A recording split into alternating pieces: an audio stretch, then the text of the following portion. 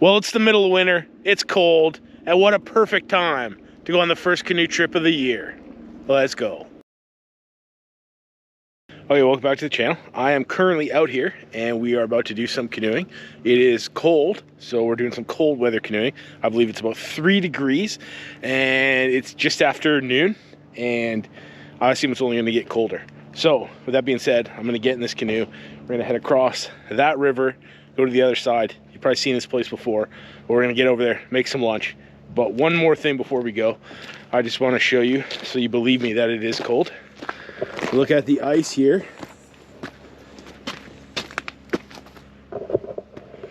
On the loading ramp. Anyways, with that being said, we're crossing the river. Let's go.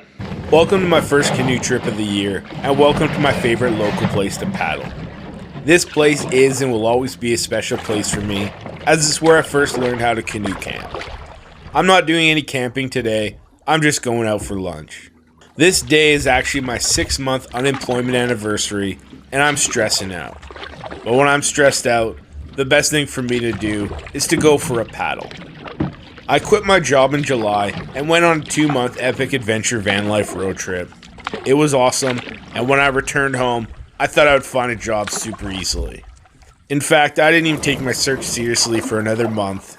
I did some side hustling, edited some videos, redecorated my house, and caught up on life. Now 3 months after ramping up my search, I'm still jobless. I've had a few interviews, but nothing has worked out.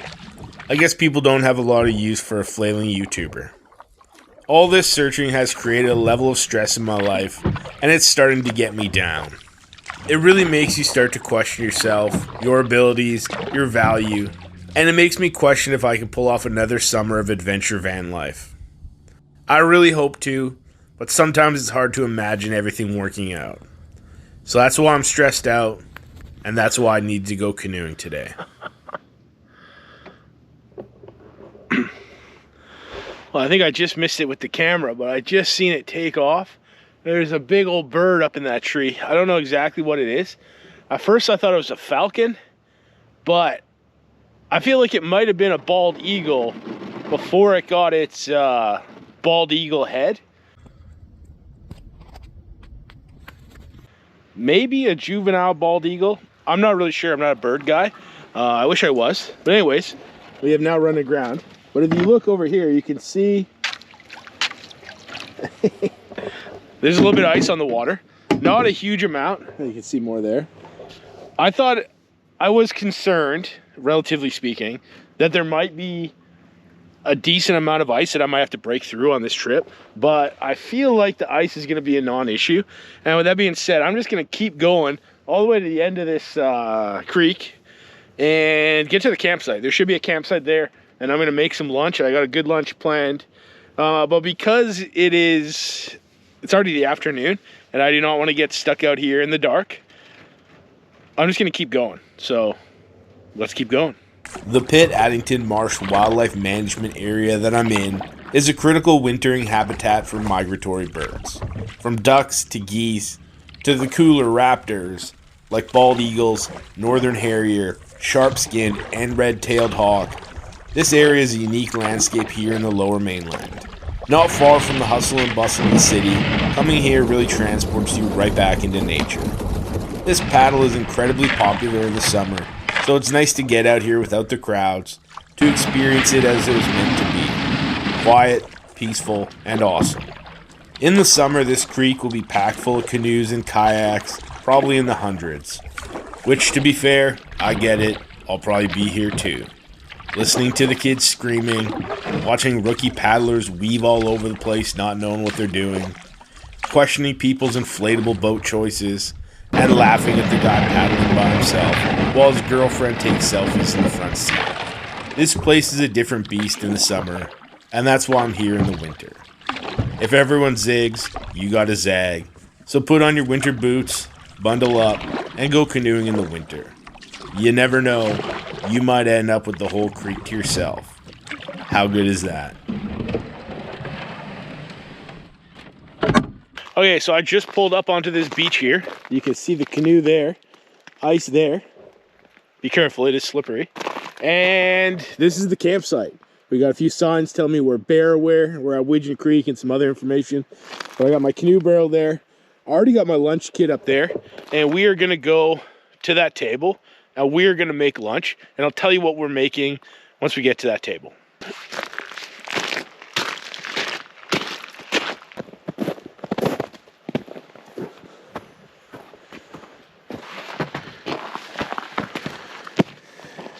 Okay, we're officially ready for lunch. We got our table set up here. We got 2 stoves going because we're going full gourmet today. We got my regular backpacking stove, and this is my fire maple sunflower heater / stove. I have not used that for cooking that much, but I think it's gonna be perfect for today. So what we're gonna make today is my take on the Dirty Dog Perogies. If you do not know, in Abbotsford, my hometown, there's a hot dog stand, Lully's. He's famous for making Dirty Dog hot dogs. It's a hot dog with Montreal smoked meat, onions, chimichurri sauce. He's gone viral when Bethany Franklin did a food review. He's also donated a kidney. Like I said, he's an Abbotsford legend. Every time I go to the hockey games, the Abbotsford Canucks games, you got to get a Lully's dog. He sells them in the arena, sells them in the Canadian Tire parking lot. And what we're going to do today is our tribute to that. So, if we go in my lunch kit, what we have is Veronica's Gourmet Perogies, Scully's Dirty Dog, smoked Montreal meat and cheese curd pierogies. So they're Dirty Dog pierogies already. I do not know. I think those might be limited edition. I bought those a long time ago. They've been sitting in my freezer just waiting for this day. She might also stock them on the reg. I'm not really sure. But Veronica's Gourmet Pierogies, handmade in Aldergrove. And yeah, I'm excited. I think this meal is going to be awesome. So what we're going to do, we're going to boil up some water, get those pierogies going, and get some onions on a saute on my fire maple sun whatever on that stove. Let's make some lunch.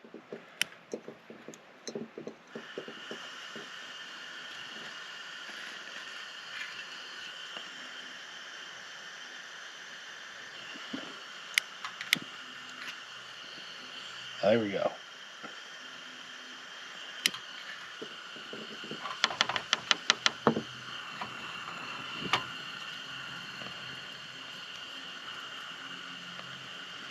There we go. That is lit. Oh, okay. Oh, it smells like burnt hair now.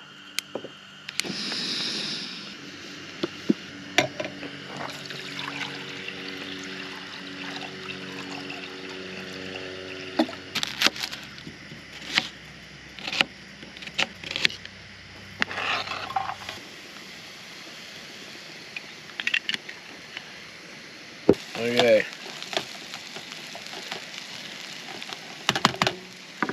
Okay, we got my onions sauteing. Water is almost boiling, so we're gonna get everything ready here, which means I'm gonna grate some cheese. This is extra old cheddar. It is what I had. Technically, I should be using cheese curds, but that's what I had in my fridge.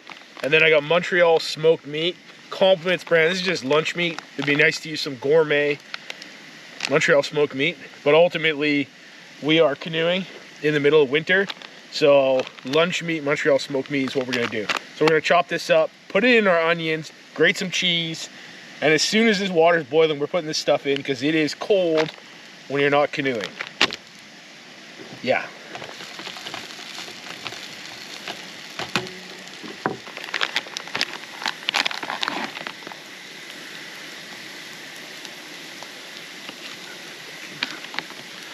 Use half the pack.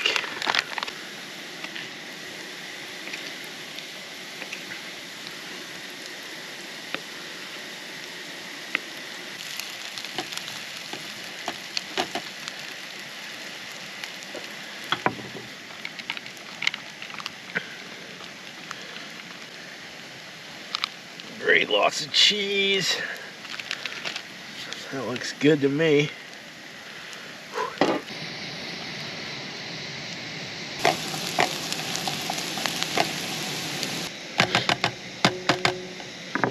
Okay, water is boiling. So we're gonna grab our Dirty Dog pierogies, again from Veronica's Gourmet Perogies in Aldergrove. 1, 2, 3, 4, 5. We're gonna do 6 because there's 12 in a pack, and 6 is good. I'll throw that lid on there, and then since these are getting browned up, we'll put that meat in there, our Montreal smoked meat, and get that frying up in there.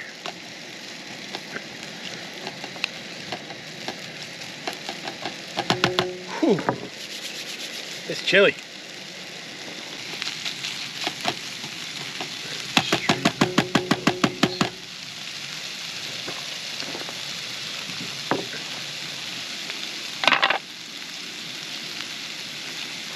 I did not pack a fork or a spoon. I guess I have a serving spoon. Not ideal. Oh yeah, this is looking good.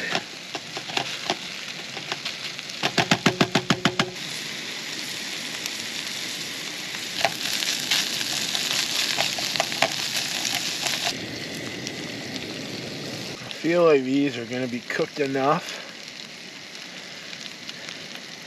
to drop them into there. Actually, might as well turn this thing off. And we'll try to get a bit of a fry without them falling apart.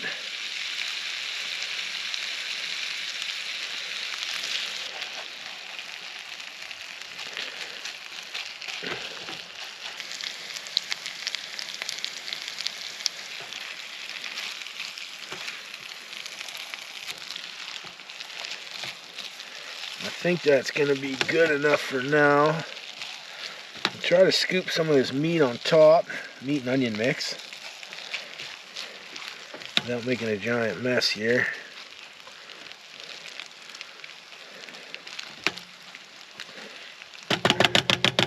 And we're going to take our grated old cheddar, throw that on top,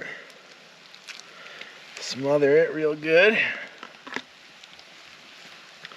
And we're going to let that cook, melt that cheese up. And then I have some chimichurri sauce. That's what goes on a dirty dog. I think his chimichurri is homemade, but we have President's Choice version. Memories of Argentina chimichurri. Whew, that's cold. I think we're going to turn that off and let that sit for a while. Okay, I think it's time to plate this thing. So if you look here, it is melted about as good as it's gonna melt. Probably. And we're gonna slide it onto this plate here. I guess I'll turn you down. And we will slide this onto this plate. Oh, I made a mess. Sprinkle some of that on top.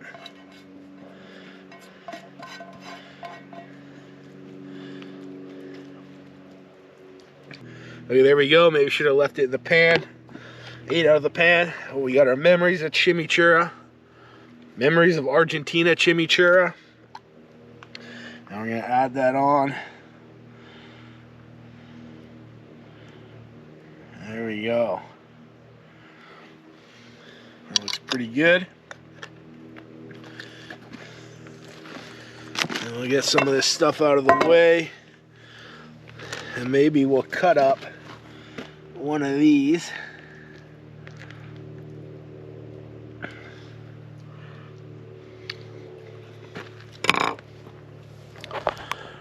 So you'll be able to see inside.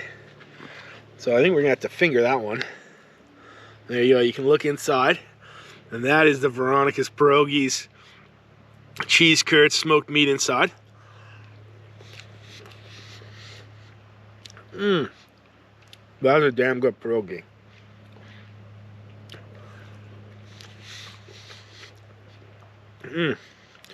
I will say, chimichurri sauce, not as good as Lolly's. Very vinegary taste on here, which I would say less than ideal, but I wasn't going to make it homemade, so it is what it is. With that being said, I'll eat some of the sausage.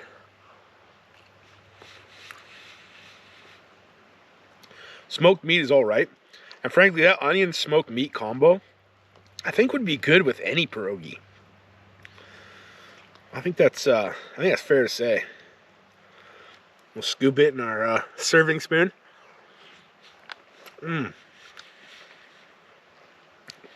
That's really good. That really is good. That was very good pierogies. A very good lunch on a cold day like this. With that being said, it's not as good as a real Lully's Dirty Dog hot dog from the stands. You know, it's just, nothing will beat that. But, what do I want to say here? I'm going to finish this off, and we're going to go canoeing, because it is cold. I want to get back on the water before it gets dark. So with that being said, let's finish this and let's go. I really do wish I brought a spoon. Look like an idiot.